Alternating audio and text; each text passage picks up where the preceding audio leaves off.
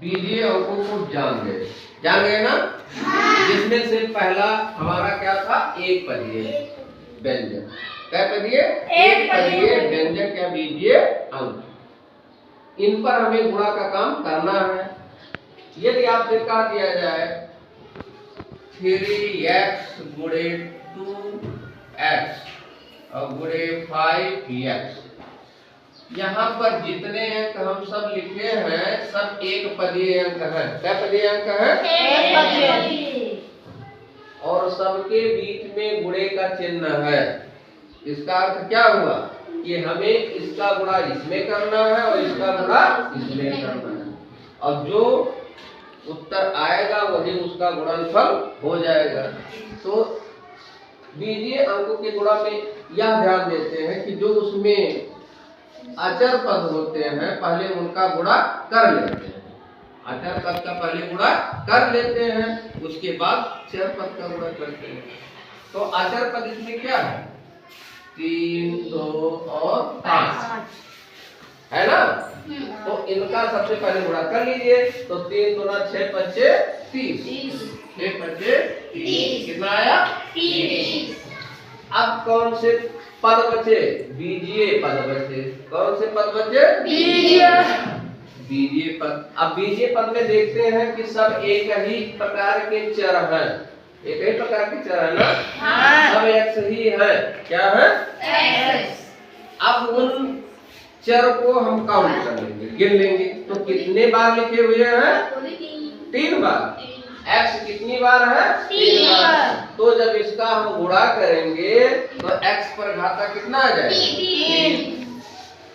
3। x पर घाता 3। ये क्या हो गया? 3x गुणे 2x गुणे 5x का गुणनफल हो गया, जिसमें 3x भी एक पदीय है, 2x भी एक पदीय है, 5x भी एक पदीय है, और इसमें जो चर प्रयुक्त किए गए हैं सब एक ही है ना। कभी कभी आपके सामने कई चर एक साथ आ जाएंगे और जिनका गुणा आपको करना होगा। जैसे उदाहरण नंबर 2 हम बताते हैं।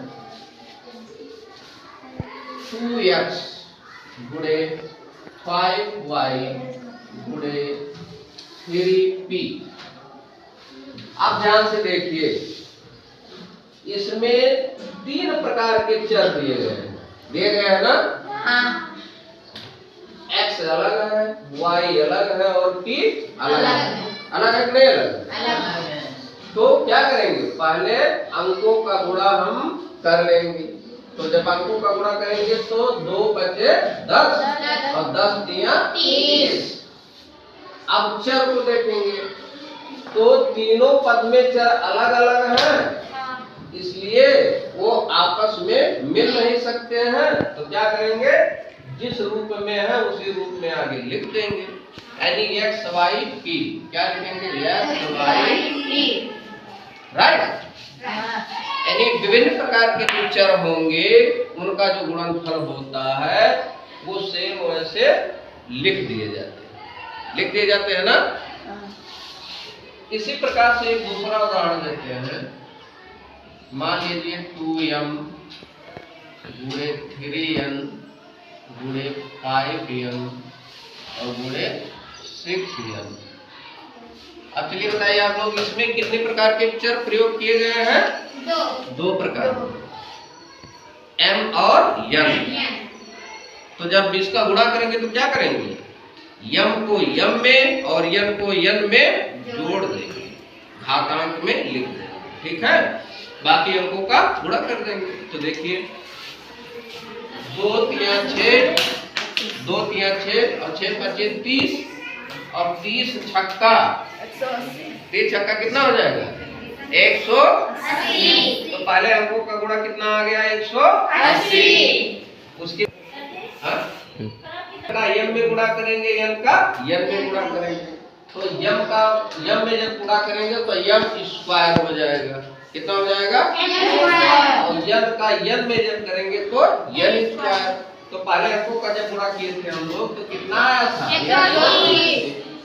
180 यम का एन में गुणा यम स्क्वायर और यम का एन में गुणा यम।